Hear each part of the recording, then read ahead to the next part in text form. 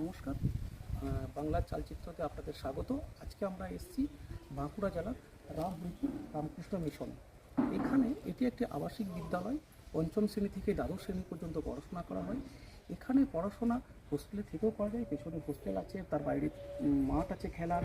এটা হচ্ছে প্রার্থনা গৃহ, এখানে পাখিরালয় আছে।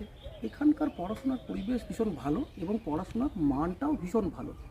বর্তমান সমাজে শিশুরা আমাদের বাড়িতে যে মোবাইল এবং টিভি এবং কার্টুন দ্বারা প্রভাবিত হয়, এখানে পড়াশোনা করলে সেই প্রভাবটা কেটে যায় বা প্রভাবটা থাকে না বললেই চলে।